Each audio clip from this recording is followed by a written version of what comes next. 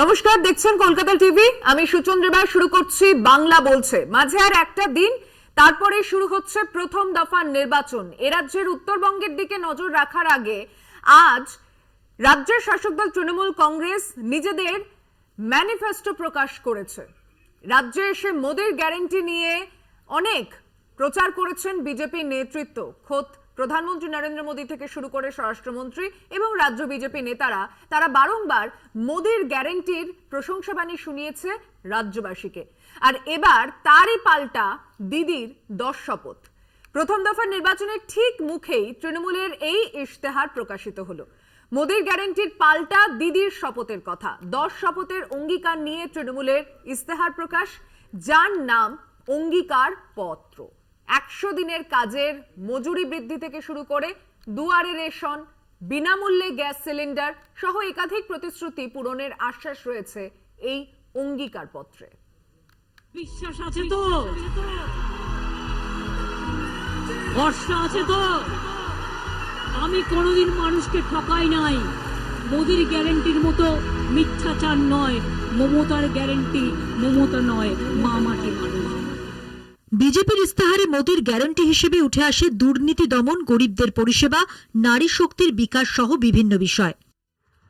जब से मोदी का ये गारंटी कार्ड आया है, टीएमसी के लोग डबल बौखलाए हुए हैं। পাল্টা বিরোধীরা আওয়াজ তোলেন, কৃষকদের উন্নয়নে মোদির গ্যারান্টি কোথায়? দরিদ্র ভারত, মুদ্রাস্ফীতি, কৃষকদের ন্যূনতম সহায়ক মূল্য নিয়ে কেন নীরব বিজেপি? তথাকথিত দরিদ্র রাজ্যগুলির উন্নতির কথা কবে ভাববেন মোদি? প্রায় একই প্রশ্ন তুলে মোদির গ্যারান্টির পাল্টা দিদির শপথের কথা বলল তৃণমূল, যাকে ঠিক ইস্তাহার বলছে না রাজ্যের শাসক দল। মোদির গ্যারান্টির মতো মিথ্যাচার নয়, মমতার গ্যারান্টি মমতা নয়, মা মাটি মানুষ। আজকে ভারতবর্ষে সামগ্রিকভাবে সমস্ত মানুষ, আমাদের দেশের মানুষ, আমাদের রাষ্ট্রের মানুষ, মহিলা হোক, জনজাতি হোক, উপজাতি হোক, পুরুষ হোক, যুবক হোক, কৃষক হোক, শ্রমিক হোক, তারা সবাই জানে একমাত্র যিনি প্রতিজ্ঞা রাখেন শপথ করে, তার নাম মমতা বন্দ্যোপাধ্যায়। দিদির শপথ তাই আমরা নিশ্চিতভাবে বাস্তবায়িত করব, এ বিষয়ে কোনো সন্দেহ নেই। ইস্তাহারে মোট 10 শপথের প্রতিশ্রুতি তৃণমূলের। দেশ জুড়ে 100 দিনের কাজ নিশ্চিত হবে, মজুরি বৃদ্ধি হবে শ্রমিকদের, মাথাপিছু 400 টাকা, বাতিল হবে নাগরিকত্ব আইন, কার্যকর হবে না অভিন্ন দেওয়ানি বিধি। এই সবই রয়েছে তৃণমূলের দিদির শপথে। সমস্ত জব কার্ড হোল্ডারদের 100 দিনের গ্যারান্টি যুক্ত কাজ প্রদান করা হবে এবং সমস্ত শ্রমিকরা দেশ জুড়ে দৈনিক 400 টাকা বর্ধিত ন্যূনতম মজুরি পাবেন। প্রত্যেক বিপিএল পরিবারকে বছরে বিনামূল্যে 10টি সিলিন্ডার দেওয়া হবে। স্বামীনাথন কমিশনের সুপারিশ অনুসারে ভারতের কৃষকদের জন্য ন্যূনতম সহায়ক মূল্য প্রদানের আইনগত গ্যারান্টি দেয়া হবে। ধোঁয়াশাযুক্ত সিটিজেন্স অ্যামেন্ডমেন্ট অ্যাক্ট সিএএ বিলুপ্ত করা হবে, সোজা কথা, বিলুপ্ত করা হবে। এবং national register of citizens NRC বন্ধ করা হবে। ইউনিফর্ম সিভিল কোড ভারত জুড়ে প্রয়োগ করা হবে না। তৃণমূলের ইস্তাহার প্রকাশের পর শুরু হয়েছে কাটা ছেঁড়া। বিজেপির বক্তব্য, বাংলা এবং অসমের বাইরে যে দলের অস্তিত্ব নেই তাদের ইস্তাহারের কি গুরুত্ব আছে? যে রাজনৈতিক দলটা বাংলার বাইরে কিচ্ছু নেই, এক আধটা শখ করে আসামি আর এখানে সিট দিয়েছে, সেই পার্টির ইস্তাহারের কি মূল্য আছে? যে সমস্ত প্রতিশ্রুতি দিয়েছে, এই করব সেই করব, এটা রাজ্য বিধানসভার নির্বাচন নয়। প্রথমে কংগ্রেস, তারপর বিজেপি এবং একেবারে শেষে তৃণমূলের ইস্তাহার প্রকাশিত হলো। বাকি দুই দলের ইস্তাহার দেখে বুঝে নিজেদের প্রতিশ্রুতি তালিকা তৈরি করায় প্রথম থেকেই কিছুটা হলেও এগিয়ে ঘাসফুল শিবির, এমনই মনে করছে রাজনৈতিক মহল। কলকাতা টিভি। ভরসা আছে তো, আমি কোনোদিন মানুষকে ঠকাই নাই। প্রথম দফা ভোটের আগে তৃণমূল কংগ্রেসের এই ইশতেহার অবশ্যই আলোচনার বিষয়ে আসছে, কিন্তু আজ যেভাবে মহা ধুমধামের সঙ্গে দেশ জুড়ে রামনবমী পালন করা হলো, এ রাজ্যে বেশ কিছু জায়গায় অশান্তির ঘটনা ঘটেছে। অস্ত্র হাতে মিছিল, মহিলাদের নাচ, কোথাও আবার বিজেপি প্রার্থীদেরই দেখা গেল সেই মিছিলের অংশ নিতে। যেমন হাওড়ার ছবি, তেমন বীরভূমের ছবি, তেমনই মালদার ছবি, অন্যদিকে হুগলির পান্ডুয়ার ছবি। রামনবমী উপলক্ষে অস্ত্র হাতে মিছিল, গেরুয়া পতাকা নিয়ে সেই মিছিলে হাঁটতে দেখা যায় হাওড়ায়, বীরভূমে বিজেপি প্রার্থীদের। ভোট বড় বালাই, নেতাদের মুখেও রাম নাম। কি বিজেপি কি তৃণমূল, রামনবমীর দিনে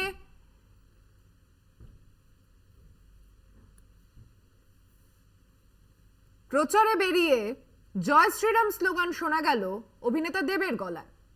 শুনবো কি বলেছেন তিনি এই প্রসঙ্গে। তো আমার মনে হয় কি যে কোনো শুরুতে ঠাকুরের আশীর্বাদ, ভগবানের আশীর্বাদ এবং ভক্তদের সঙ্গে মেলামেশা ডেফিনেটলি একটা ইন্সপিরেশন, একটা মোটিভেশন দেয়। এবং যদি রামনবমী নিয়ে বলো তো আমি একটাই কথা বলবো কি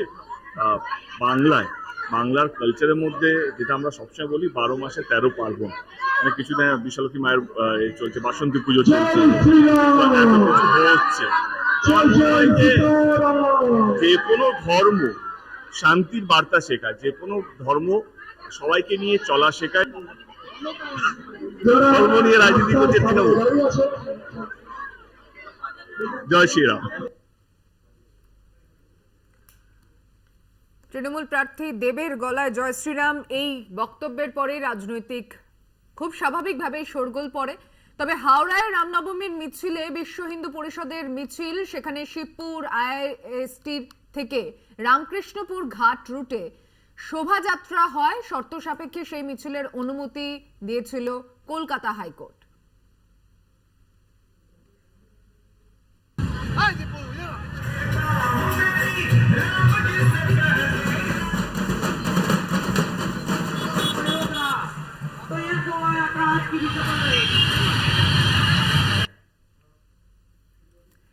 আমি আজকে বিষয় নিয়ে আলোচনায় আসবো অতিথিদের সঙ্গে আলাপ করিয়ে, তবে একটা ছোট্ট বিরতি নিয়ে এক্ষুনি ফিরছি। সঙ্গে থাকবেন বাংলা বলছেতে। ফিরে এলাম বিরতির পর, দেখছেন বাংলা বলছে, আমি সুচন্দ্রিমা রয়েছি আপনার সঙ্গে। মোদির গ্যারান্টির পাল্টা দিদির 10 শপথ, রামনবমীর দিনে তৃণমূলের ইস্তেহার প্রকাশ। দুটো বিষয় নিয়ে আলোচনায় আসছে। আজকে যারা এই অনুষ্ঠানে এসেছেন তাদের সঙ্গে পরিচয় করানোর পালা। তৃণমূল কংগ্রেসের বক্তা রয়েছেন বৈষ্ণব চট্টোপাধ্যায়, স্বাগত জানাচ্ছি আপনাকে। বিজেপির বক্তা রয়েছেন প্রসেনজিৎ ঘোষ, স্বাগত জানাচ্ছি আপনাকে। কংগ্রেসের বক্তা রয়েছেন সুমন গঙ্গোপাধ্যায়, স্বাগত জানাচ্ছি আপনাকে। বামেদের তরফে বক্তা রয়েছেন সিপিআই এর গৌতম রায়, স্বাগত জানাচ্ছি আপনাকে। আমি শুরুতেই আসছি বৈষ্ণবদার কাছে। দিদির 10 শপথ, আপনাদের যে কার্যকালের যে সময়, তাতে বিভিন্ন প্রকল্প, সমাজ কল্যাণ, জনকল্যাণমুখী যে প্রকল্পের যে একটা রেশ বাংলার মানুষের কাছে আপনারা দিয়ে এসেছেন। মোদির গ্যারান্টিকে টেক ওভার করার জন্য 10 শপথের মধ্যে নতুনত্ব কি থাকছে? দেখুন, মোদির গ্যারেন্টি বা ভারতবর্ষের মানুষ 2014 থেকে দেখছে যে কতটা ঠিক আর কতটা ভুল। আমি শুধু আমাদের এই কথা বলতে পারি যে মমতা বন্দ্যোপাধ্যায় যা যা নির্বাচনের সময় বলেছিলেন বিধানসভার প্রেক্ষিতে, তা সব কিছু রাজ্য সরকারে তিনি আসবার পর সেগুলো প্রায় প্রতিটি ইস্যুই পালিত হয়েছে। এবারে আমরা 10 শপথের মধ্যে দিয়ে গেছি।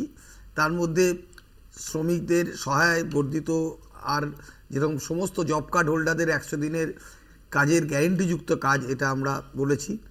দেশ জুড়ে 400 টাকা দৈনিক মজুরিতে গ্যারেন্টিযুক্ত কাজ, যেটা 100 দিনের কাজের টাকা আমাদের রাজ্যে আটকে রেখেছেন কেন্দ্রীয় সরকার 3 বছর ধরে। দেশ জুড়ে আমরা বাড়ির কথাও বলেছি, সমস্ত দরিদ্র পরিবারের জন্য আবাসনকে আমরা নিশ্চিত করার কথা বলেছি। আমরা বলেছি জ্বালানির জ্বালা কমবে, দেশের জ্বালা বুঝবে। প্রত্যেক বিপিএল পরিবারকে আমরা বলেছি যে 10টা করে সিলিন্ডার বিনামূল্যে তাদের দিতে হবে এবং তাদের পরিশ্রুত রান্নার জ্বালানি পেতে পারে, যার মাধ্যমে পরিবেশ বান্ধব রন্ধন অভ্যাস বাড়ানো যাবে। আরও আমরা বলেছি যে এবার দুয়ারে রেশন, আমরা বলেছি নিরাপত্তা বাড়ানোর কথা বলেছি, আমরা স্বল্প মূল্যে পেট্রোপণ্যর কথা বলেছি, আমরা স্বচ্ছ আইন, এগিয়ে বাংলা এগিয়ে ভারত, আমরা 10টা শপথের কথা বলেছি। যে 10টি শপথের মধ্যে দিয়ে আমরা ভারতবর্ষের আগামী দিন যে বিজেপি বিরোধী সরকার, যেটা মমতা বন্দ্যোপাধ্যায়ের নামকরণ করেছেন ইন্ডিয়া জোটের, সেটা যদি সরকারে আসে তাহলে আমরা সেই ক্ষেত্রে এই কমিটমেন্টগুলোকে আমরা আমাদের এজেন্ডা, আমাদের ম্যানিফেস্টোতে রেখেছি। আমরা সেন্ট্রাল গভর্নমেন্টের পার্টনার যদি হই ভবিষ্যতে, তাহলে আমরা সেখানে এইগুলোকে বাস্তবায়িত করাবো। বেশ, আমি প্রসেনজিৎ বাবুর কাছে আসছি। দিদির শপথের এই পয়েন্টগুলো আপনাদের কাছে খুবই গুরুত্বপূর্ণ, কিন্তু আমার প্রশ্ন আপনার কাছে আজকে রামনবমী নিয়ে। আশঙ্কা যেমনটা করা হয়েছিল অশান্তির, বিক্ষিপ্ত কিছু ঘটনা ঘটেছে হাওড়া, বীরভূম, মালদা, পান্ডুয়াতে, কি মুর্শিদাবাদ। কি বলবেন? দেখুন, এই রামনবমী একটা সংখ্যাগুরু ধর্মীয় একটা উৎসব, আর এবারে একটু বেশি উদযাপনের বিষয়টা এসেছে। সে কারণে আপনারা সকলেই জানেন, সারা ভারতবর্ষ জুড়ে যে অযোধ্যায় রামলালার প্রাণ প্রতিষ্ঠা হওয়ার পর প্রথম আজকে রামনবমী, মানে প্রথম বছর। তো সেই জায়গায় উদ্দীপনা তো থাকবেই, কিন্তু উদ্দীপনার পাশাপাশি আমরা দেখতে পাই সারা ভারতবর্ষে হয় না, শুধু পশ্চিমবঙ্গে যখন সংখ্যাগরিষ্ঠরা কোনো উৎসবে মেতে ওঠে, তখনই সেই মিছিলকে কেন্দ্র করে, মিছিলকে অ্যাটাক করা থেকে শুরু করে, পাথর ছোড়া থেকে শুরু করে একটা আক্রমণ নেমে আসে। পাশাপাশি কিছুদিন আগে ঈদ গেল, একটা ঝামেলার কথা বলতে পারবে? সংখ্যাগুরু মানুষের থেকে সংখ্যালঘু মানুষদের প্রতি কোনো রকম আচরণ। তো আজকে মুর্শিদাবাদের রেজিনগরে যেভাবে আক্রমণ শানানো হয়েছে, বাড়ির ছাদের উপর থেকে পাথর জড়ো করে সেই পাথরগুলো যেভাবে ছোড়া হয়েছে, রক্তাক্ত করা হয়েছে, এটা হচ্ছে আমার মনে হয় মাননীয়া তিনি তো দিশাহীন। এই লোকসভা ভোট তো তার ভোট নয়, তিনি কোনো জোটে নেই। তার শিল্পনীতি কী, তার পররাষ্ট্রনীতি কী, তার স্বাস্থ্যনীতি কী, তার শিক্ষানীতি কী জাতীয় স্তরে বাংলার মানুষও জানে না, ভারতবর্ষের মানুষও জানে না। তিনি 10টা শপথের কথা বলছেন, ইন্ডিজোট অ্যাকনলেজ করছে কি করছে না সেটা ইন্ডিজোটের বিষয়। আমি তো অন্তত জানি না এই শপথটাকে ইন্ডিজোট অ্যাকনলেজ করেছে।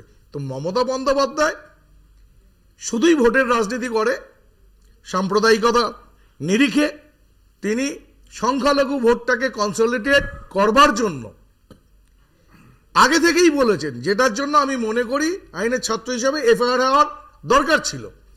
নির্বাচন কমিশনের 124 নম্বর ধারা অনুযায়ী এফআইআর করা যেতেই পারে ওনার বিরুদ্ধে, যে রামনবমী দাঙ্গার দিন, এই যে রামনবমী আসছে দাঙ্গা হবে, দাঙ্গাকারী দল বিজেপি, এই যে জোর করে চাপিয়ে দেয়া, এটা বাংলার মানুষ বুঝছে। কারণ আজকে কোথাও না কোথাও সংখ্যালঘু ভাইয়েরা তারাও বুঝতে পেরেছেন যে টিএমসি তাদেরকে ভোট ব্যাংক হিসেবে ব্যবহার করেছে। তার জন্য আইএসএফ, কোথাও বামপন্থীরা, কোথাও বামপন্থী এবং কংগ্রেসরা সেই ভোটে হয়তো ভাগ বসাতে চলেছে। সেই জন্য ভীত সন্ত্রস্ত হয়ে রাজনৈতিক হতাশা থেকে আক্রমণের নিদান এবং দাঙ্গার গল্প গেয়ে রেখেছিলেন তিনি। এটা একটা পূর্ব পরিকল্পিত স্টেট স্পন্সর্ড। বেশ, যে দলের দিকে আঙুল তুললেন তাদের মুখ থেকে শুনি কংগ্রেসের বক্তব্য কি এর পরিপ্রেক্ষিতে। কোনটা নিয়ে, মানে রামনবমী নিয়ে? অবশ্যই। দেখুন, প্রথমে বলবো খুব ভালো লাগছে আজকে পশ্চিমবঙ্গের মানুষ রাম কি নাম বদনাম হতে দেয়নি। খুব বাস্তব কথা, আমরা একটা চূড়ান্ত আশঙ্কার মধ্যে ছিলাম তৃণমূল বিজেপির বাইনারিতে পশ্চিমবঙ্গের মানুষ যাতে নতুন করে রামনবমীকে সামনে রেখে ক্ষতিগ্রস্ত না হয়। বাংলার মানুষের কাছে আমরা কৃতজ্ঞ, বিনম্র চিত্তে বলছি আমরা কৃতজ্ঞ। বাংলার মানুষ দুজনের বাইনারিকে বুঝে রামনবমীর মতো একটি উৎসবকে, যে উৎসব আমাদের সনাতন, আমরা অবশ্যই সনাতন, এটা অস্বীকার লাভ নেই, সনাতন এবং যে এদের উৎসবকে যে কোনো সমস্যাতে দেয়নি, বাংলার মানুষকে ধন্যবাদ জানাই। একটা কথা শুনে আমার বারবার প্রশ্ন হচ্ছে, আগেও তো রামনবমী হতো, এই তো প্রথম নয় যে পশ্চিমবঙ্গের বুকে রামনবমী প্রথমবার হচ্ছে। কিন্তু রামনবমী নিয়ে এই অস্ত্রের ঝঞ্ঝানি আমরা কোনোদিনও দেখিনি, বা রামনবমী আসলেই এই আতঙ্কেও থাকতে হবে যে এই দাঙ্গা এটা আমরা দেখিনি। আমরা স্পষ্ট করে বলছি এই দুটো বিষয়কেই সামনে আনা হচ্ছে দুটি রাজনৈতিক দলের স্বার্থের দিকে তাকিয়ে, দুটি রাজনৈতিক দলের ভোট ব্যাংকের দিকে তাকিয়ে, দুটি রাজনৈতিক দলের এই রামনবমীকে কেন্দ্র করে ভোট ব্যবসাকে সামনে রেখে। আমরা আবার বললাম কংগ্রেসের রামলালার মন্দির নিয়ে কোনো রাজনীতির প্রয়োজন নেই। কংগ্রেস সেই গান্ধীজির দল যে গান্ধীজি প্রত্যেক সবার আগে বলতেন ঈশ্বর আল্লাহ তেরো নাম সবকো সুমতি দে ভগবান, সেই গান্ধীজি যে গান্ধীজি যখন শেষ গুলি খেয়েছিলেন নাথুরাম গডসের কাছ থেকে বলেছিলেন হা রাম। সুতরাং রামের কে নিয়ে গান্ধী, দেখুন এই যে আজকে রাম মন্দির, এই যে রামের যে মূর্তি, সেটা তো রাজীব গান্ধীর আমলে করা। সুতরাং আমাদের কোনো দরকার নেই। আমরা আবার বলছি, আমরা রুটি রুজি মাকান মানুষের ন্যায্য দাবি নিয়ে আমরা লড়াই করছি। আমরা রাম রহিম কাউকে নিয়ে আমাদের লড়াই আমাদের দরকার নেই। আমরা বারবার করে বলছি, আমরা এবং পশ্চিমবঙ্গে আমরা এবং বামপন্থীরা একসঙ্গে যৌথভাবে মানুষের দাবি নিয়ে লড়াই করছি। মানুষের কাজের দাবি, শ্রমের দাবি, চাকরি চুরির দাবি, চাল চোরের দাবি। বিজেপির যে গোটা ভারতবর্ষ জুড়ে যেভাবে চাকরি তারা লোপ করছে, গোটা ভারতবর্ষের মানুষকে যেভাবে কার্যত তাদের এই গুন্ডা নীতি দিয়ে গোটা ভারতবর্ষের মানুষ যেভাবে নিঃশ্বাস প্রশ্বাসকে বন্ধ করে দেওয়ার চেষ্টা করছে, তার বিরুদ্ধে আমরা লড়াই করছি। গৌতম বাবুর কাছে যাব। প্রথম পর্বে আমি শুনবো ওনার বক্তব্য। আপনারা যে কথাগুলো ইস্তেহারে বলেছেন, কংগ্রেস যেভাবে বলেছে, তৃণমূল গোটা দেশের হয়ে এরকম ভাবে একত্রিত যে দাবিগুলো তুলেছে, তাতে কি আপনারা একমত? না, দেশটা তো ধর্মনিরপেক্ষ দেশ, গণতান্ত্রিক ধর্মনিরপেক্ষ দেশ। এই দেশের ব্যবস্থা কিভাবে চলবে এটা নির্ভর করে যারা দেশটা চালান, যারা সরকারে থাকেন, তাদের দৃষ্টিভঙ্গির উপরে। আমরা বারবার বামপন্থীরা এটা বলে এসেছি এবং বলি, মনে করি, বিশ্বাস করি যে উৎসব সবার, ধর্ম যার যার, ধর্ম চর্চা করবে, ধর্ম পালন করবে মানুষ। এটা তো আমাদের দেশ তো ফেডারেল স্ট্রাকচার, বিভিন্ন ধর্মের বর্ণের মানুষ একত্রিত ভারতবর্ষ। এই ভারতবর্ষ হচ্ছে ডাইভার্সিটির মধ্যে ইউনিটি।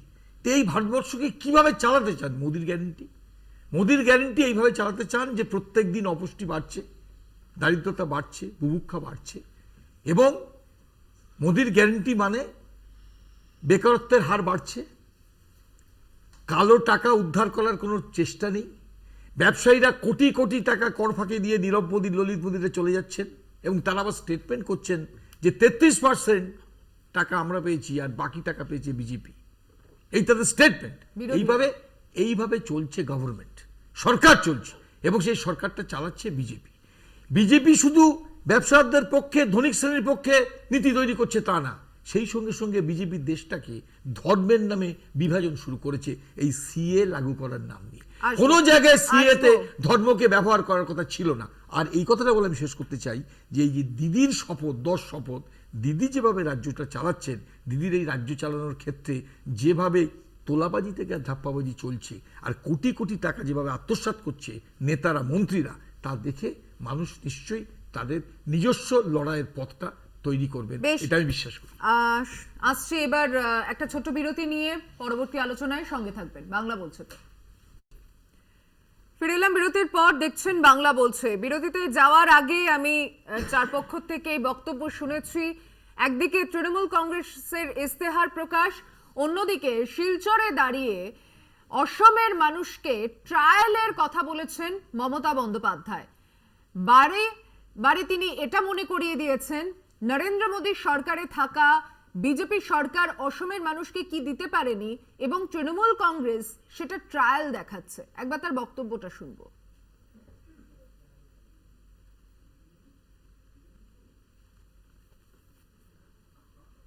আমি এসছি এটুকু বলতে, এটা তো আমার জাস্ট ট্রায়াল, ফাইনাল আভি বাকি হ্যায়।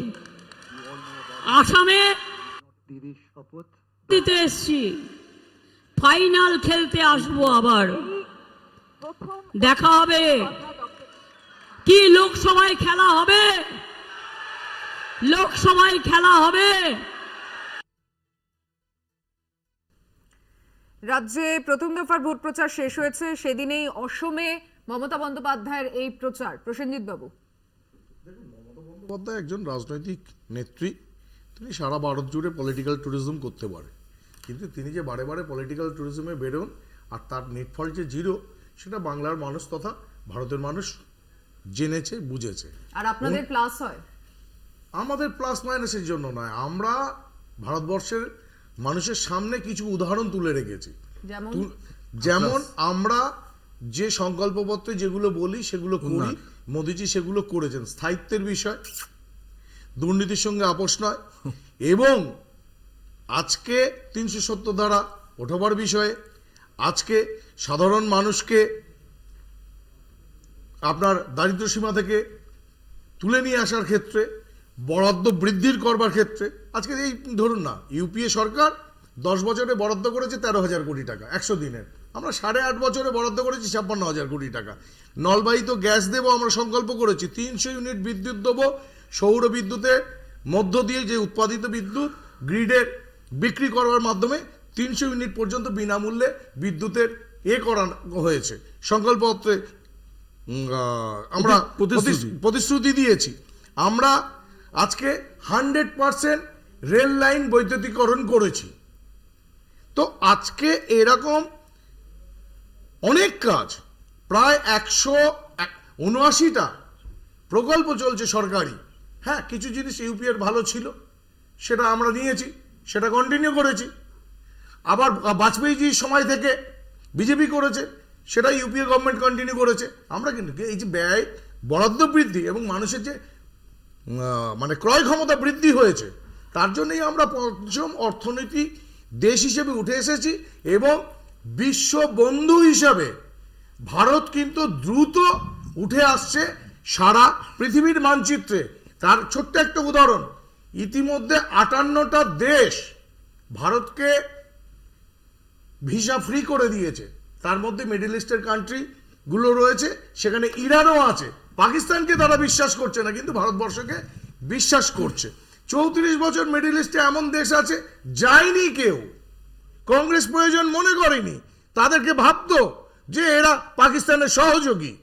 তো এই যে জায়গা, বা সামরিক অস্ত্র রপ্তানি করে যে টাকা, বৈদেশিক মুদ্রা আমরা আনতে পেরেছি, অন্য সরকার ভাবেনি।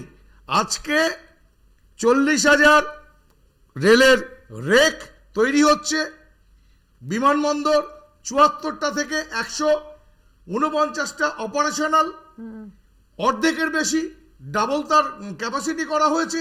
আগামী দিনে আরো হচ্ছে, 1000টি বিমানের আবার বরাদ্দ দেওয়া হয়েছে। তো সমস্ত কিছু ভাবলে, আগে তো কি হতো, ম্যালেরিয়ার সময় আমরা দেখেছি 15 থেকে 20 বছর লেগে গেছে বিদেশ থেকে একটা টিকা আনতে। আজকে আমরা ট্রায়াল হিসেবে মহিলাদের সার্ভাইভাল, যে ক্যান্সারের জন্য যে টিকা, মাঝারি ব্যবসায়ীদের কোনো কথা আমি শুনলাম না। না আমি বলে দিই, ডিমনিটাইজেশনের সময় ক্ষতিগ্রস্ত হয়েছে।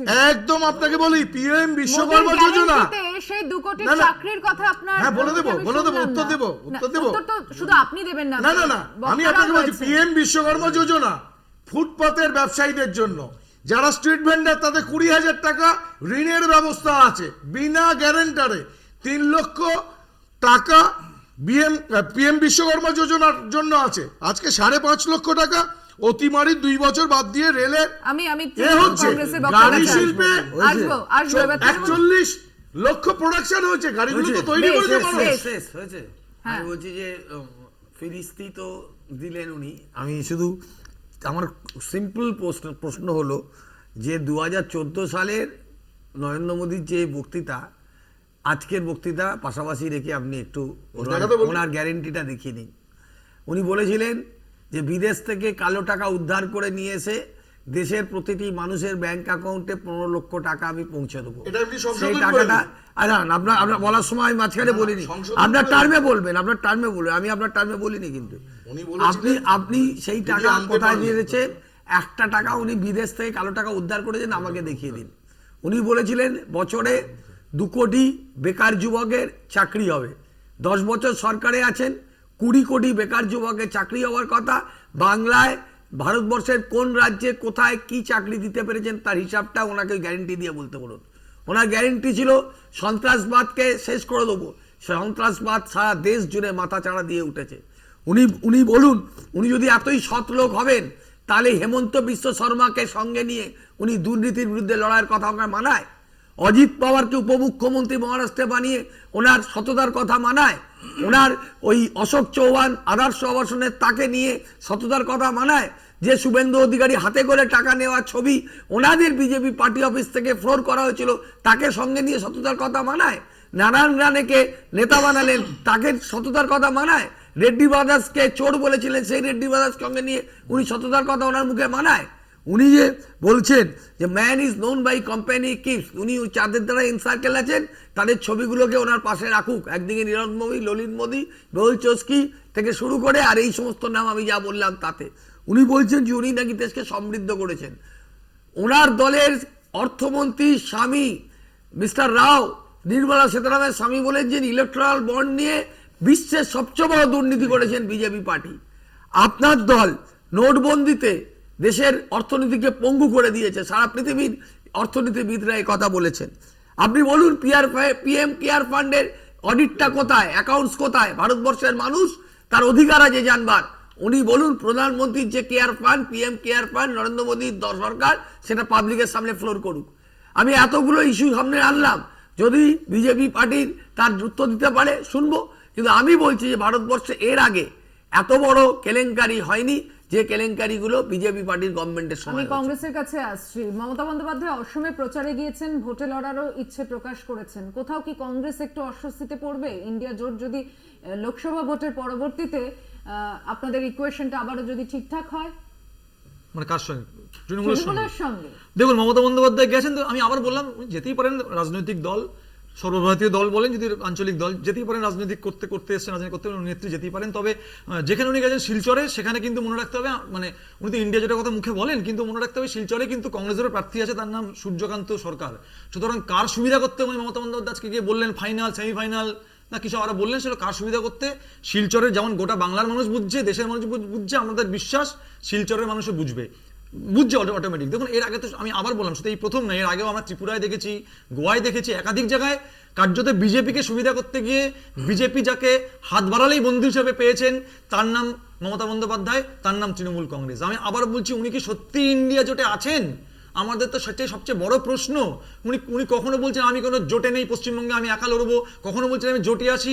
ওনাকে ঠিক করতে হবে উনি কাদের সঙ্গে আছেন, উনি কি মানে ওপরে ইন্ডিয়া আর ভেতরে এনডিএ, সেটা উনি ঠিক করে নেবেন। আর দেখুন, মানে আমি আবার বলছি, মমতা বন্দ্যোপাধ্যায় আপনি বললেন না 10টা দাবি, 10টা গ্যারান্টি কথা মমতা বন্দ্যোপাধ্যায় বলছেন। আমি একটা খুব ধন্যবাদ জানাচ্ছি মমতা বন্দ্যোপাধ্যায়কে যে উনি কংগ্রেসকে এত গালাগালি দেন, কিন্তু বেশিরভাগ ক্ষেত্রে যে কংগ্রেসের কপি টু, আপনি আমাদের টপিক ছিল না আজকে তৃণমূলের মানে ম্যানিফেস্টো চমক কি? চমক হচ্ছে এটাই, কংগ্রেস থেকে টুকে নিয়ে কি করে টুকলি করে ম্যানিফেস্টো বানানো যায়।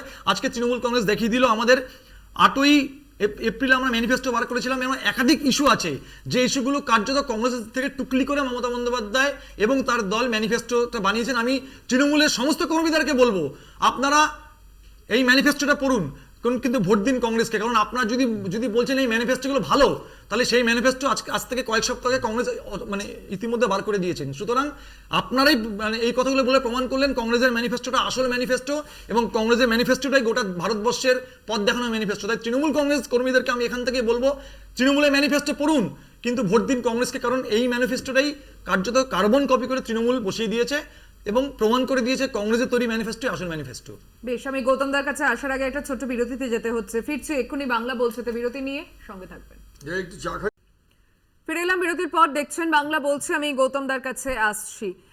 একদিকে আপনি আগের বক্তব্যেই বললেন মোদির গ্যারান্টির কথা, কিন্তু তৃণমূল কংগ্রেস অনেকগুলো ইস্যু কংগ্রেস যেটা দাবি করছে যে একই রয়েছে, এবং সেটা কোথাও দেশে বিজেপি বিরোধী হাওয়াকে একটা শক্তি দিতে পারে। তাতে কি আপনি একমত?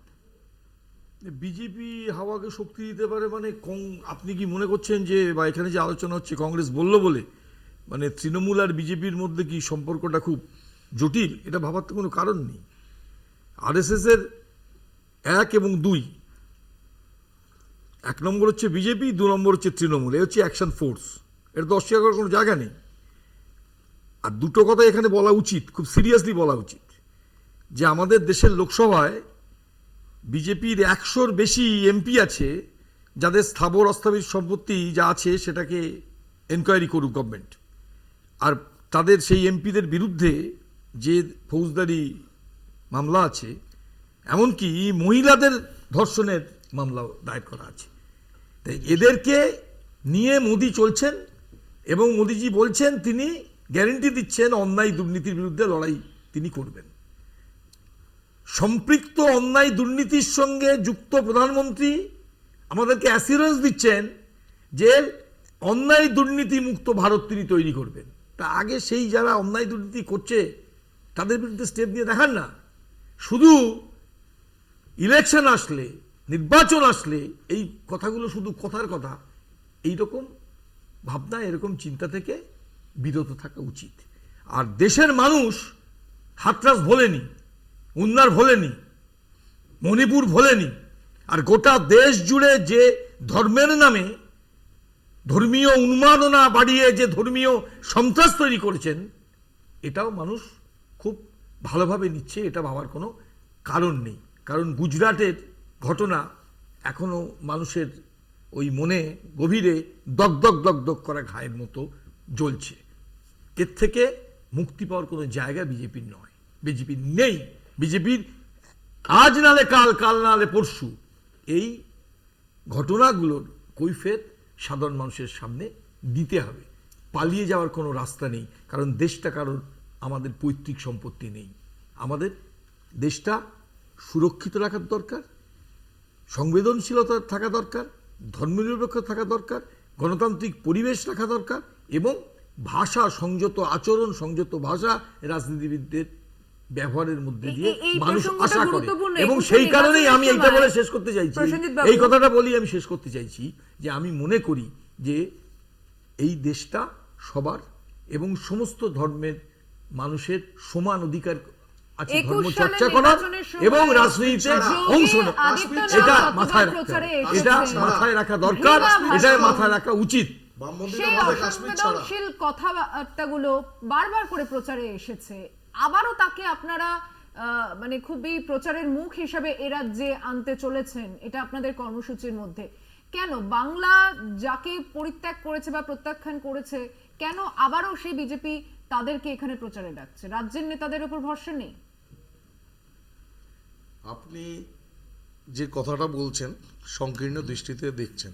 নির্বাচন হচ্ছে ভারতের সাধারণ লোকসভার নির্বাচন হচ্ছে, এটা বাংলার বিধানসভার নির্বাচন হচ্ছে না। অসমে প্রচারে গেলে সেটা সংকীর্ণ হয়ে যায় না? না না, আমি তো বলি না, আমি তো বলি না। যেতেই পারেন পলিটিক্যাল ট্যুরিজম করতে, উনি সর্বভারতীয় তৃণমূল লিখতে ভালোবাসেন, বাস্তবে থাক আর না থাক ভালোবাসেন মাসেন।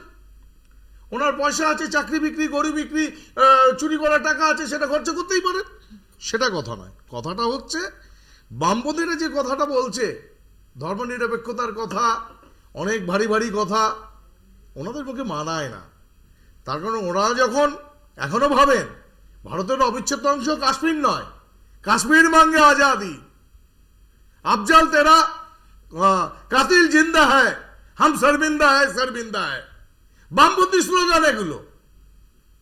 ওরা বলে নাকি নাস্তিক, ধর্মতে যাই না, কিন্তু দেখবেন সেটিও আপনার হচ্ছে বিশ্বকর্মা পুজো করছে প্রয়োজনের স্বার্থে, শ্রমিকদের স্বার্থে, এসএমআইও সরস্বতী পুজো করছে ইউনিয়ন দখল রাখবার স্বার্থে। আমরা দেখে এসছি এগুলো। বামপন্থীদের বিচারিতা রন্ধে রন্ধে থেকে গেছে। আজকে পশ্চিমবঙ্গে কোনো একটা সিট নেই যেখানে কনসলিডেট করতে পারে। বিজেপির সংবেদনশীলতা বাড়ছে।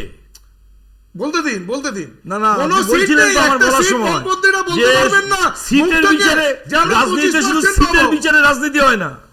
বলতে দিন, বিধানসভায় নেই যখন, লোকসভায় বাংলায় নেই, আমার দিয়ে দিন। আপনারাও তো ছিলেন দুটো লোকসভায়। 2 মিনিট দিয়ে দিন, আমি সঞ্চালিকাকে বলবো। আপনি বলুন, আপনি শেষ করুন। কথাটা হচ্ছে এখানে নতুন প্রজন্মের কাছে সিপিএম ব্রাত্য হয়ে গেছে। তাদের কাছে সিপিএম এর কোনো যৌক্তিকতা আছে বলে মনে করে না। কারণ আমাদের দেশের গড় ভোটারদের বয়স হচ্ছে 29। তো সেই জায়গায় সিপিএম এ এখনো সেলিম বাবুরাই সম্পাদক থাকবে, এখনো বিমান বাবুরাই বামফ্রন্টের চেয়ারম্যান থাকবেন।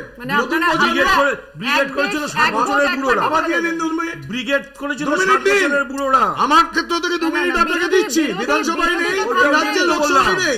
2 মিনিট বলুন। করেছিল 7 বছরের বুড়োরা। আরে আত্মতুষ্টি করুন না। বিরোধী তো থাকবেই, বিরোধী তো থাকবেই। হ্যাঁ থাকুক। আমার কথা হচ্ছে এই কিছু কথা বললেন অজিত পাওয়ার, অশোক চৌহান, এগুলোকে অস্বীকার করার জায়গায় না, নেই। না, অস্বীকার করার জায়গা নেই তো। আমাকে বলতে দিন কেসগুলো কখন হয়েছে। কংগ্রেসের আমলে হয়েছে, বিজেপির আমলে হয়নি। আমরা কেস করিনি, আমরা তাদের বিরুদ্ধে কেস করিনি। আমার পাশে তথাগত এই বৈষ্ণব আছেন, উনি আইনজীবী, উনি বলুক। আজকে ভারতবর্ষে একটা বাতাবরণ তৈরি হয়েছে, সারা বিশ্ব জুড়ে ভারতকে শক্তিধর হিসেবে দেখছে, সামরিক পর্যায়ে এবং অর্থনীতির ক্ষেত্রে দ্রুত অর্থনীতিতে উঠে আসছে আজকে ভারতবর্ষ। এই ভ্যাকসিন দেওয়ার ক্ষেত্রে আরে ওনাকে দিন না ভ্যাকসিন দেওয়ার সময় বামপন্থীরা কটাক্ষ করেছিল 10 কোটি দিতে পারবে না, 10 কোটি মানুষকে দিতে পারবে না। মোদিজি করে দেখিয়েছে। করোনাকে বিরুদ্ধে লড়াই 2 মিনিট দিয়ে দেন, আমার 2 মিনিট দিয়ে দেন। আমি শুধু একটা কথা বলবো, প্রসেনজিৎ দা। না, প্রশ্ন থাকলে বলুন। আমি একটাই বলছি, Continue যদি আপনি ওনার আজকে অসুস্থতা বড় থাকে। হয়েছেন, আপনি যে পোলিও টিকাটা নিয়ে বড় হয়েছেন সেটা কংগ্রেস আমলে ছিল। কংগ্রেস ডঙ্কা বাজিয়ে এবার প্রচার করেনি, প্রদীপ বাজিয়ে প্রচার করেনি কংগ্রেস, বছর লেগেছিল, প্রচার করেনি কংগ্রেস। আপনারা এত করা নির্লজ্জ, বছর লেগেছিল, মানুষের স্বাস্থ্যকে নিয়ে আর আপনারা মোদিজি প্রচার 9 মাসে করছেন। সেটা করে দেখিয়েছে। লজ্জা হওয়া উচিত, ভারত বড় লজ্জা হওয়া উচিত আপনাদের। আরে লজ্জা হবে আরে না আপনাদের মানুষের। মানুষের এমার্জেন্সি পিরিয়ড মানুষের কংগ্রেস দিয়েছে। শরীর খারাপকে সারা নিয়ে দেশের প্রচার বিরোধী করছেন। নেতাকে জেরা আপনাদের দিয়েছে। প্রধানমন্ত্রী, সাংবাদিক, শিল্পী, সাহিত্যিক, শহীদদের নামে ভোট চাইছে, শহীদদের নামে ভোট চাইছে, কন্ট্রাক্টর পুলওয়ামার শহীদদের নামে প্রধানমন্ত্রী ভোট চাইছে। কথা শুনতে হবে। গ্যারান্টির কথা বলছেন, আমার সময় আপনি বলছেন তো? গ্যারান্টির কথা বলছেন। আপনার গ্যারান্টির কথা বলছি। আজকে শহীদদের নামে ভোট চায়, আর জঙ্গি হানা হয়েছে। দেশের প্রধানমন্ত্রী অপারেশন শহীদদের নামে ভোট চায়। প্রমাণিত। লজ্জা করার গ্যারান্টির কথা অপারেশন বলছেন। প্রমাণিত। কোথায় বলুন আজকে আজকে কি কোথায় গ্যারান্টি আছে? দিয়েছেন? জঙ্গি আক্রমণ কোথায় হচ্ছে? জঙ্গি কি গ্যারান্টি দিয়েছেন? বলুন। হিজবুলের সঙ্গে লড়তে হয় না। গ্যারান্টি দিয়েছেন? হিজবুলের সঙ্গে লড়তে হয় না। গ্যারান্টি দিয়েছেন? কংগ্রেসটা আরে হিজবুলকে পাকিস্তানে চেটে আমাদের মধ্যে করে আজকে বিরিয়ানিকে কংগ্রেসে চেটে গেছিলেন। আমি রিকোয়েস্ট করছি হিজবুলকে চেটে কথা বলতো।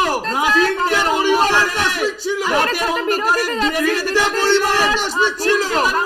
কংগ্রেসের পরিবারের মধ্যে বিরিয়ানি খেতে কে ফিরে এলাম বিরতির পর। দেখছেন বাংলা বলছি, আমি বৈষ্ণবদার কাছে আসছি। রাজ্যের এই দিদির 10 শপথের মধ্যে সিএ এনআরসি প্রসঙ্গ যেমন এসেছে, ইউনিফর্ম সিভিল কোডের প্রসঙ্গ রাখা হয়েছে, 10-এর মধ্যে 9 নম্বরে আই থিঙ্ক এই প্রসঙ্গগুলো টানা হয়েছে। মমতা বন্দ্যোপাধ্যায় অসমে যাচ্ছেন প্রচারে, ট্রায়ালের কথা বলছেন। আপনারা ভোট পরবর্তী যদি ইকুয়েশন আপনাদের মধ্যে ঠিক হয়ে যায়, এগুলোতে কোথাও কি বিরোধীদের একসঙ্গে পাবেন? দেখুন, আমি যতদূর জানি অ্যালায়েন্সের দুটো হয়, একটা প্রিপোল অ্যালায়েন্স হয়, একটা পোস্টপোল অ্যালায়েন্স হয়। এখন পোস্টপোল অ্যালায়েন্সে কোথায় গিয়ে দাঁড়াবে তা আমরা তো বারবার বলছি যে এই ইন্ডিয়া নামটাও মমতা বন্দ্যোপাধ্যায়ের দেওয়া, এবং এইখানে এই রাজ্যে সিপিএমের সাথে কংগ্রেসের অ্যাডজাস্টমেন্ট হয়েছে। সিপিএমের সঙ্গে বামফ্রন্টের সঙ্গে দীর্ঘদিন এখানে লড়াই করতে করতে তৃণমূল কংগ্রেস প্রতিষ্ঠা পেয়েছে। সেখানে বামফ্রন্টের কাছে অ্যাডজাস্টমেন্ট করাটা ডিফিকাল্ট ছিল। নির্বাচনের পরে যদি বিজেপিকে হাঁটানোর লক্ষ্যে দেশের সার্বভৌমত্বকে রক্ষার জন্য তখন ইন্ডিয়া জোটের নামকরণ করেছিলেন মমতা ব্যানার্জি, নিশ্চিতভাবে তখন এটাকে বিবেচনার মধ্যে থাকবে। এবং সেই বিবেচনার মধ্যে থাকলে যে সিটিজেন অ্যামেন্ডমেন্ট একটা করা হয়েছে সেই একটাকে বাতিল করা হবে। কারণ 1955 সালের যে নাগরিক আইন ছিল তাতে কিন্তু কোনো ধর্মের ভিত্তিতে এটাকে নাগরিক আইন তৈরি করা হয়নি। সিটিজেন অ্যামেন্ডমেন্ট একটা করা হলো কেবলমাত্র একটা ধর্মকে বাদ দিয়ে অন্য ধর্মদেরকে বলা হলো শরণার্থী, এবং তার রুল ফর্ম করার কথা, যে রুল ফ্রেম করতে 1 মাস 1.5 মাস লাগে, সেই রুল ফ্রেমটা করা হলো ঠিক 2024 সালে এসে। কিন্তু তারপরেও আজ পর্যন্ত আমি যতদূর জানি পোর্টালে একজনও অ্যাপ্লিকেশন করেন। জাস্ট বিফোর ইলেকশন করা হলো রুল ফ্রেমটা শুধুমাত্র মানুষকে ক্যামোফ্লেজ করার জন্য।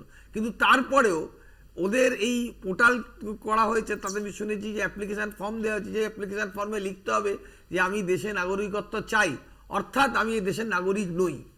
এই স্বীকারোক্তি করার যে পোর্টাল ওরা চালু করেছিল সেই পোর্টালটাকে চালু করার পরেও একটা লোক অ্যাপ্লাই করেনি। আমরা বারবার বলেছিলাম যে মানুষকে ওরা বিভ্রান্ত করার চেষ্টা করছে। আমরা বলেছি যারা এই দেশে জন্মেছে, যারা দেশে চাকরি করে, যেখানে বিবাহ করেছে, তার সন্তান আছে, তাদেরকে আবার নতুন করে নাগরিকত্ব নিতে হবে। এই যে ভাওতাবাজি করার চেষ্টা করেছে কেন্দ্রীয় সরকার, এর বিরুদ্ধে আমরা সবসময় মানুষকে বলেছি যে সিএএ কোনো মতেই আমরা চালু হতে দেবো না। আর এনআরসি বাংলায় যতদিন মমতা ব্যানার্জি বলেছে আমার শেষ রক্তের শেষ বন্ধু থাকা পর্যন্ত আমি এর বিরুদ্ধে লড়াই করব। তাহলে তো পশ্চিমবঙ্গকে বাংলাদেশ বানাতে হবে। আপনাদের ভারতবর্ষে থেকে ভারতবর্ষের ফেডারেল স্ট্রাকচারে অদ্ভুত কথা, বাংলাদেশ হতে হবে। আপনারা প্রবলেমটা কি জানেন তো, আপনারা সিটিজেন অ্যামেন্ডমেন্ট একটা করার সময় কতবার আপনারা- amendment হয়েছে স্বাধীনতার পর থেকে?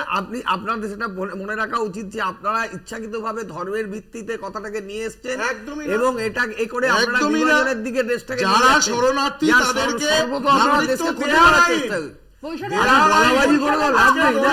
ইস্তেহারের পর মতুয়া ভোটের যে সমীকরণ সেটা কি আপনাদের কোথাও প্রভাব ফেলবে? দেখুন, আমি যতদূর জানি এবারে জনজাতি যত আছে বা ওই যারা তফসিলি জাতি উপজাতি সবাই এবার সামগ্রিকভাবে সমস্ত ধর্ম সবাই কিন্তু বাংলায় মনে করে যে বাংলায় মমতা ব্যানার্জি শক্তিশালী হলে বাংলা এবং বাঙালিরা শক্তিশালী হবে। মানে আপনি ভোটের রেজাল্ট আপনি দেখে নেবেন। আরো দুর্নীতি চুরি এবার বেড়ে যাবে। অদ্ভুত কথা, আপনারা তো অজিত পাওয়ারের পার্টি মশাই, আরে সেটা তো আপনারা তো কংগ্রেস হিমন্ত কাজ বিশ্ব করেছিল। শর্মার পার্টি। ও বিজেপি তো তাহলে করেনি। করেনি তো, বিজেপি বলেছিল না চাকরি পিসিং অ্যান্ড পিসিং, বলেনি তো নরেন্দ্র মোদী, তার দলের লোকেরা বলেনি তো হেমন্ত বিশ্ব কালো শর্মাকে। টাকাতে এখানে 3,500 কোটি টাকা পাওয়া গেছে। অদ্ভুত কথা আপনাদের বলছেন। মন্ত্রীর কাছ থেকে 41 লক্ষ আপনারা টাকা কত যায়। টাকা ঋণ মুকুব করেছেন আপনারা জানেন আরে, ব্যাংকের? আপনি জানেন 15 লক্ষ মন্ত্রীর হাজার কাছে কোটি কেন টাকা? 41 লক্ষ টাকা ছিল। আরে আপনি কিছুই জানেন না। অনুব্রত কেন জেলে আপনি গেছে? এত আপনি সম্পত্তি বলুন না তার ব্যাংকের বড় টাকা কি? যারা লুট করে নিয়ে গেছে আরে, তারা নরেন্দ্র মোদীর খাস দোষ, মেহল ভাই নিয়ে গেছে। নরেন্দ্র মোদীর খাস দোষেরা তো ব্যাংকের টাকা লুট করে নিয়ে গেছে। কিংফিশারের জন্য আপনি বারে কথা বারে বলবেন না। লোন নিজেরা allotment করার এখন জন্য তো দায়ী দুর্নীতি করেছেন। আপনাদের দিদি আর আরে কংগ্রেস। আপনারা যে সর্বনাশ করলেন বিজয় দেশের, মালিয়াকে দেশের মানুষ আগামী দিন আপনাদের উচিত দেবে। বসেই যাচ্ছিল আপনি সেই 4 সময়। তারিখে ফলাফল বেরোবে, আরে দেখবেন, আপনি দেখবেন দেখবেন। কিভাবে বিজেপি ধরাশায়ী হয়। জিতেছে, চোরেরা বড়রা জিতেছে, কে না চোর? দুর্নীতির বিরুদ্ধে যারা আপনি লড়াই নিজে করছে, ডাকাতের দল করেন, ডাকাত হয়ে অন্যকে চোর বলছেন। আজকে বিজেপির থেকে বড় ডাকাত কেউ আছে? আরে বিজেপির কোর্টে থেকে দুর্নীতিগ্রস্ত দল কেউ আছে? ট্রায়াল শুরু হতে দিচ্ছেন না তো। আরে কোভিডের সময় আপনাদের স্বরাষ্ট্র 100টা পরিবারের আপনাদের সম্পত্তি বাড়লো কি করে সেটা মুখ্য বলেনি। সচিব, মুখ্য সচিব কেন কোভিডের আগে সময় দিচ্ছেন? দেশের আগে অর্থনীতি দিচ্ছেন, সর্বনাশ হয়ে করতে গেছে। দিচ্ছে না। 1.5 বছর ধরে ঝুলিয়ে রেখেছে, আপনি তো আইনের ছাত্র। কি কথা বলছেন? মুখ্য সচিব কেন অনুমতি দিচ্ছে না? জয়মাল্লা বাগচির জাস্টিস তার বেঞ্চ কি কি বলছে? কোনটার কথা, কোনটার 1.5 উত্তর বছর চাইছে? ধরে দুর্নীতির বিচার হচ্ছে না কেন? আরে তার দুর্নীতি জন্য আপনি মুখ্য বলুন না। সচিব আটকে রেখেছে। আপনি দুর্নীতি 1.5 বছর ধরে অনুমতি দিচ্ছে না। সরকারি আরে আধিকারিকদের গলা দিয়ে চিৎকার interview করলেই কি হবে? করছো। গলা দিয়ে চিৎকার করলেই হবে? যারা দেশের টাকা লুট করে নিয়ে গেছে আপনার কেন্দ্রীয় সরকার আপনারা কি এত বলছেন? লিখ লিখে আসছে না? টাকা লুট করেছে? আপনারা কার টাকা লুট করলেন? হরিচুর থেকে আপনারা শুরু কার করে টাকা লুট শুরু করেছেন? থেকে শুরু করে ব্যাংকে কাদের টাকা ছিল? থেকে শুরু করে- ব্যাংকের টাকাটা কাদের ছিল? আরে পার্থ চট্টোপাধ্যায়ের বান্ধবীর বাড়ি থেকে কার টাকা আরে উঠেছে? আরে নরেন্দ্র মোদীর বান্ধবীর বাড়ি থেকে একটা জিনিস চুরি গেছে। আরে তার কাছ থেকে পাওয়া গেছে। কতগুলো এরা যে প্লট ভোট কিভাবে? অনুসারে এই ইস্যুগুলো এখনো প্রাসঙ্গিক। অবশ্যই অবশ্যই প্রাসঙ্গিক।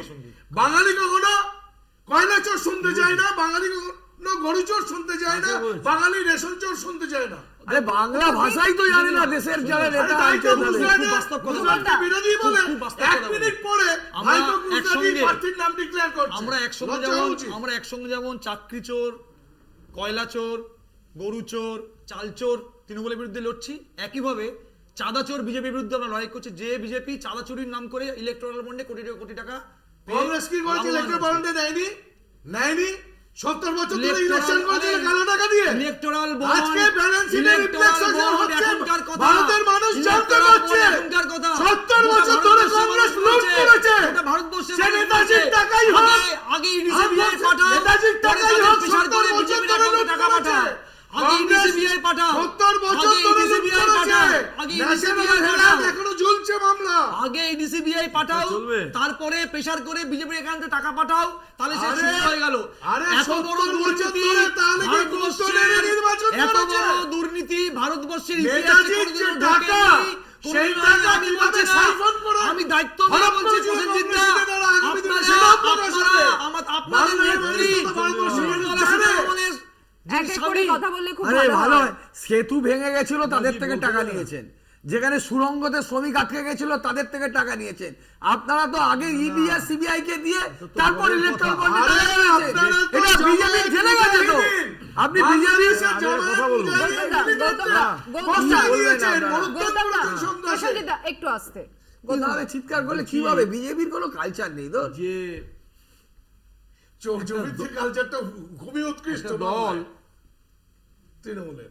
একটা দল চিৎকার করছে এবং বলছে যে ইলেকট্রাল বন্ডের নামে যে টাকা এসছে সেটা ন্যায্য, এবং সবথেকে লজ্জার কথা, এটা ভাবতেও খারাপ লাগে যে আমাদের দেশের প্রধানমন্ত্রী সেটাকে অ্যাডভোকেটিং করছেন।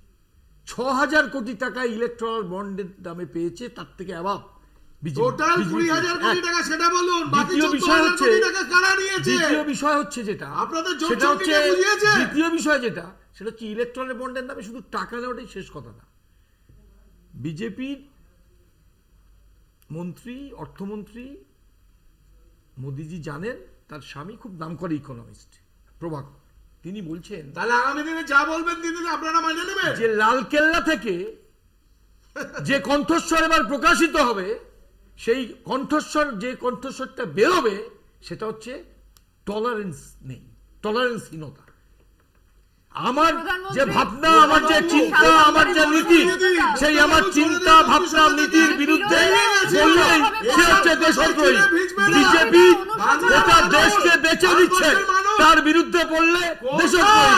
মণিপুরের কথা বললে দেশদ্রোহী, হাতরাসের কথা বললে দেশদ্রোহী, উন্নয়নের কথা বললে দেশদ্রোহী।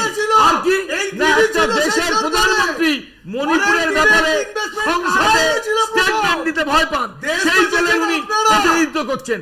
চিৎকার করে এই নীতিকে এস্টাবলিশ করা যাবে না।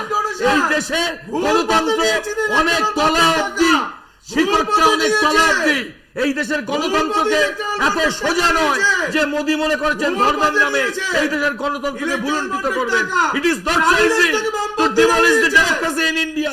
You just think over it and your political party will think over it. You don't forget it. You don't forget it. আপনারা দেশটাকে বেঁচে দিচ্ছেন, দেশটাকে পৈতৃক সম্পত্তি নয়, দেশটা আমার আপনার সবার পরের টাকা। আজকে জনগণের কোটি কোটি টাকা মেরে দিয়ে চলে যাচ্ছে নীরব মোদী, ললিত মোদী। কি করেছেন তার বিরুদ্ধে আপনারা স্টেপ? নোটবন্দির জন্য কি করতে পেরেছেন? কালো টাকা নিয়ে আসার কি ব্যবস্থা করেছেন? সমস্ত রাষ্ট্রায়ত্ত শিল্পগুলোকে বিরাষ্ট্রীয়করণ করছেন। কি নীতি গ্রহণ করেছেন? কৃষকদের জন্য কোন ধরনের সাবসিডি দিচ্ছেন? 2 লক্ষ লেবার ইনসেন্টিভ ছেড়ে আর পিএম কেয়ার আগামী দিনে আরো সবচেয়ে বেশি দুর্নীতি, বেকার ছেলেদের চাকরি পাওয়ার যে গ্যারান্টি দিয়েছিলেন, কোথায় গেল সে গ্যারান্টি? কোথায় গেল? শিল্প আছে, কোন ইন্ডাস্ট্রি তৈরি হচ্ছে? কি বলছেন? কোন ধরনের কোন ইন্ডাস্ট্রি তৈরি হচ্ছে না, কি শিল্প তৈরি করছে? রেলকে বিরাষ্ট্রীয়করণ করার দিকে যাচ্ছে না। ফিরে এলাম বিরতির পর, দেখছেন বাংলা বলছে, একেবারে শেষ ভাগে এসেছি। বিতর্ক নয়, স্বল্প আলোচনায় আমি অনুষ্ঠান শেষ করতে চাই, ঝগড়া দিয়ে নয়। যেভাবে বাইরের তাপমাত্রা বাড়ছে আর একদিন পরেই ভোট, দেশের গণতন্ত্রের সবথেকে বড় উৎসব, সেই উৎসব শুরু হচ্ছে এ রাজ্যে। উত্তরবঙ্গে ভোট এবং সেই প্রচার আজ বিকেলে শেষ হয়েছে। তবে রাজনীতি, বঙ্গ রাজনীতির এই পারদচড়া রাজনীতির পরিস্থিতির মধ্যে আমরা স্টুডিওর বাতাবরণটা একটু শান্তভাবে রেখেই অনুষ্ঠান শেষ করার আশা করব। আমি প্রত্যেকের কাছে সংক্ষিপ্ত সময় বক্তব্য রাখবো এবং আমি শুরু করছি বৈশানর দাকে দিয়ে। আমি একটাই কথা বলবো, চোরের মায়ের বড় গলা। মানে আমি কংগ্রেস সিপিএম, দেখুন এই মুহূর্তে ওরা শূন্য জায়গায় আছে, কিন্তু বিজেপির যে এত চিৎকারটা, এটা কেবলমাত্র নিজের অপরাধ এবং দুর্নীতিকে আড়াল করার জন্য। আমি বলছি তো, 100 দিনের টাকা বন্ধ করে রেখেছে, শ্বেতপত্র প্রকাশ করার কথা আমাদের অভিষেক বন্দ্যোপাধ্যায় বলেছিলেন, আজ পর্যন্ত প্রকাশ করেছেন? আপনি আমাদের আবাসের টাকা আটকে রাখলেন বাংলার মানুষের, তাতে বিজেপি শ্বেতপত্র প্রকাশ করে দিয়েছে। এই যে দেখুন, আপনি বললেন যে শান্তিতে করতে, আবার উনি বলছেন, উনি বলবেন দোনো টার্ম আছে। আমি বলবো যে বিজেপি পার্টি হলো পায়ের নখ থেকে মাথার চুল পর্যন্ত ভণ্ডামি আর দুর্নীতিতে ভরা। ওদের মুখে সততার কথা মানায় না। ওরা দেশকে ডুবিয়েছে, দেশের সংগতি নষ্ট করতে চায়, দেশের যে সোশ্যাল বন্ডিং, যে সামাজিক বন্ধন, সেটাকে নষ্ট করে কেবলমাত্র গদির লোভে 10 বছর প্রধানমন্ত্রী হওয়ার পরেও একটা লোকের যে আশ মেটে না, এটা ওনাকে দেখে বোঝা যায়। একটা ক্ষমতা লেবি, কেবল একদম আদ্যপান্ত একটা দুর্নীতিগ্রস্ত রাজনৈতিক দল, যারা সর্বোচ্চ বেকার সংখ্যা নিয়ে গেছে, অর্থনীতিকে পঙ্গু করে দিয়েছে, দেশের সম্পদ এবং সম্পত্তিকে বিক্রি করেছে। এই লোকসভা নির্বাচনে এদেরকে পরাজিত করতে হবে এবং তার এই লড়াইয়ের মূল কারিগর হবেন মমতা ব্যানার্জি। এটা বাঙালি হিসাবে আমার দেখুন, সবচেয়ে বড়, তুমি একটা প্রসঙ্গটা যেটা সিএ এর কথা, আমি খুব বাস্তবভাবে বলতে, স্পষ্টভাবে বলতে চাই। আজকে এই সিএ এর বিরোধিতা করে যখন পার্লামেন্টে কংগ্রেস সহ বিরোধী দলগুলো যখন মোশন এনেছিল অনাস্থা প্রস্তাব, তখন মাত্র 2টি দলের সাংসদরা পার্লামেন্টে অনুপস্থিত ছিল, একটি হচ্ছে বিজু জনতা দল, একটি হচ্ছে তৃণমূল কংগ্রেস। মতুয়াদের প্রশ্ন আসছিল না, আমি যে এলাকায় থাকি বনগাঁ লোকসভা কেন্দ্র বেশিরভাগটাই মতুয়া অধ্যুষিত। আমি প্রচারে বেরিয়ে দেখতে পাচ্ছি বনগাঁর মতুয়ারা, যারা মতুয়া ধর্মাবলম্বী মানুষ, সেই ভাই বোনেরা কিন্তু এখন আস্তে আস্তে বিজেপি এবং তৃণমূল তারা দুদলই যে সিএনএ তাদের সাথে প্রতারণা করেছে সেটা কিন্তু তারা বুঝতে পারছে। আর আমি আবার একদম বিজেপি সম্বন্ধে সত্যি কিছু বলার নেই, কারণ আমি একদম দায়িত্ব নিয়ে বলছি 2014 সালের পর থেকে যেদিনকে এই দলটি ভারতবর্ষের বুকে এসছে, ভারতবর্ষের গণতন্ত্র থেকে শুরু করে ভারতবর্ষের মানে সাধারণ মানুষদের জীবন কার্যত দুর্বিষহ করে দিয়েছে। আমি বলছি বিজেপি কে দল কোড আনকোড বলছি, বিজেপি হচ্ছে সেই রাক্ষস পার্টি যে রাক্ষস পার্টি সাধারণ মানুষকে পায়ের তলায় পিষে দম বন্ধ করে মারছে। আর পশ্চিমবঙ্গে তারকে সম্পূর্ণভাবে হাতে হাত ধরে আমার নিয়ে চলো সরকার, আমি যে পথ চিনি না সেই মতো বিজেপি বলছে, আর তৃণমূল তাকে পথ চিনিয়ে নিয়ে যাচ্ছে। এটা আপনাদের এআইসিসি মনে করে না, আপনি এখানে বসে বসে বলছেন দিল্লিতে গেলে আপনাদের কোনো উত্তর লাগামছড়া মূল্যবৃদ্ধি, দেশের ধর্মনিরপেক্ষতাকে আঘাত করা, আর এই সিএ এর নামে আমি জানি না কনস্টিটিউশনের 24 নম্বর আর্টিকেলটা সবার পড়া কিনা, পরিষ্কার করে কথা বলা হয়েছিল সেখানে যে রিলিজিয়ানকে ব্যবহার করা হবে না, ব্যবহার করা যাবে না। তারা স্পেসিফিক্যালি মুসলিম এই যে কমিউনিটি এদের কথাটাকে উল্লেখ করেননি, বাকি সংখ্যালঘু সম্প্রদায়ের কথাটা উল্লেখ করেছে। এই যে বাতাবরণ, যে দৃষ্টিভঙ্গি দিয়ে দেশটা চালানোর চেষ্টা হচ্ছে যে আমার মতটাই ঠিক, আর আমার মতের বিরোধিতা করলেই, আমার বক্তব্যের সঙ্গে ঐক্যমত পোষণ না করলেই সে দেশদ্রোহী, তাকে দরকার হলে গুলি করে মেরে দাও, কোনো অসুবিধা নেই। এইভাবেই গোবিন্দ পালসারে গেছে, এভাবে সর্দার হাসমি গেছে, এভাবে গৌরী লঙ্কেশ গেছে, এভাবে অজস্র প্রাণ চলে গেছে। আমরা মনে করি যে এই ধর্মান্ধ বিজেপির বিরুদ্ধে ভারতবর্ষের ধর্মনিরপেক্ষ গণতান্ত্রিক মানুষ ঐক্যবদ্ধ হবে, এবং সেই ঐক্যবদ্ধ লড়াইয়ের প্রয়াস, ভোটদানের প্রয়াস আপনারা নিশ্চয়ই দেখতে পাবেন বলে আমি আশা রাখি। প্রসেনজিৎ বাবু, দেখুন, প্রথমেই বলি সিএতে কোথাও নাগরিকত্ব কেড়ে নেওয়ার আইন নেই, আর আমাদের সংকল্পপত্রে এনআরসির কথা কোথাও উল্লেখ নেই। আজকে সিএ যদি, আর তৃণমূল রাজ্যে বলছে এরা তো জন্ম থেকে নাগরিক, যারা এই দেশে জন্মেছেন তাদের পিতামহ, তাদের কোনো অসুবিধার তো প্রশ্নই নেই, যারা এসছেন তাদের। তবুও তাদের বলি, শরণার্থীদেরকে কেন রাজ্যের পুলিশ পাসপোর্ট তৈরি করতে গেলে কেন বলা হয় তাদের যে 71 সালের আগে জমির কাগজ নিয়ে আসেন, দলিল আনুন? রাজ্যের পুলিশকে বলুন যে পাসপোর্ট তাদের সকলকে দিয়ে দিতে। নাগরিক আছেন, কিসের আবার নাগরিকত্ব নেবেন? মানুষকে ভুল বোঝানোটাই এদের কাজ। বাংলার মানুষ এই চোরেদের দেখেছে, বালি কয়লা চুরি সব দেখেছে, এরা সব খায়। শিক্ষা চুরি, ছাত্র যৌবনের ভবিষ্যৎ নষ্ট করেছে। আজকে স্থায়ী সরকার, দেশ যে ভারতবর্ষ যে বিশ্ববন্ধু হয়েছে, কাশ্মীর যে আজকে শান্ত হয়েছে, আজকে ডিজিটাল ইন্ডিয়ার উন্নতি হয়েছে, এবং মেক ইন ইন্ডিয়া, এমএসএমই থেকে শুরু করে স্টার্ট আপ ইন্ডিয়া, প্রচুর উদ্যোগ এবং প্রচুর ইনভেস্টমেন্ট এই দেশে আসছে। তার জন্য ফ্রেট করিডোর চালু হয়েছে, ইন্ডাস্ট্রিয়াল করিডোর চালু হয়েছে। আজকে আপনার পাঞ্জাব থেকে ডানকুনি পর্যন্ত আজকে মালগাড়ি চলছে 70 কিলোমিটার বেগে। আগামী দিনে বুলেট ট্রেন চলবে, সেমি বুলেট ট্রেনের ট্রায়াল হয়েছে, গঙ্গার তলা দিয়ে মেট্রো যাচ্ছে, সারা দেশ জুড়ে বন্দে ভারত চলছে। তো সেই জায়গায় বুলেট ট্রেন কোথায় গেল? আসবে, খাদ্য সুযোগটা চলছে।